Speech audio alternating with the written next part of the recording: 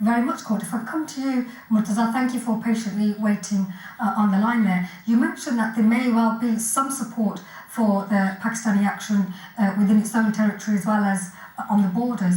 But what impact is it having when you have 3 million refugees, for example, coming into the country, and when there are more and more stories of civilians being injured and killed in these attacks? Well, it's, the killings of people now, it is accepted as an everyday fact of life. The killings in Afghanistan, killings in Kashmir, killings in Pakistan. But as for, the 3 million refugees from Swat to different Pakistani areas is concerned, in normal circumstances, such kind of, human migration would have kind of created a huge kind of revolution. But given the circumstances that the state of Pakistan has been put into by the religious extremists, mainly the Pakistani Taliban, Pakistani people, welcomed those people, but they did not really kind of rise up against their army or against their government, mainly because of the fact that whether it is right or wrong, there are many, theories in circulation, but a lot of people believe that many of the Taliban groups fighting inside Pakistan are actually being supported by America. That is one, kind of conspiracy theory going, and a lot of people believe that.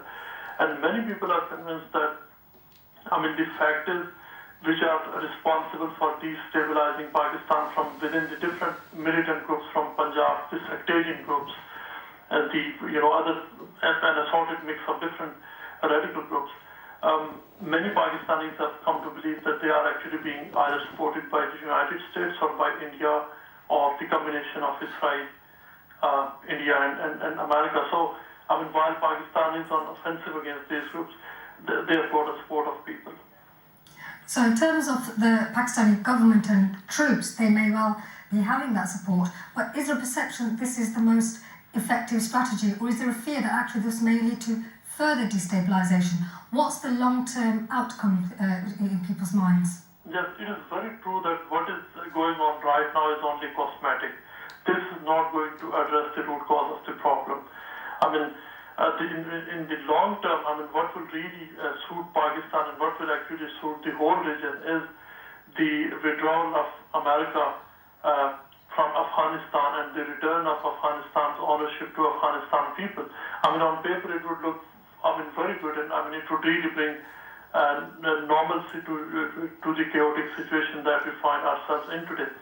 The actual problem why Afghanistan is in this mess is because the Pashtun majority feels that it has it has in the shape of Hamid Karzai, it has a token in the presidency, but Pashtuns really do not think that, and they form the majority, the clear majority, they do not think that they have the real stakes in the current setup. So, I would imagine that at one stage America actually is, inching towards striking a deal with, Taliban. As the other panelists just pointed out, America is in a, kind of unwinnable situation. So, to save its face at international level, it has to strike some kind of deal and move out. Thank you, Murtaza.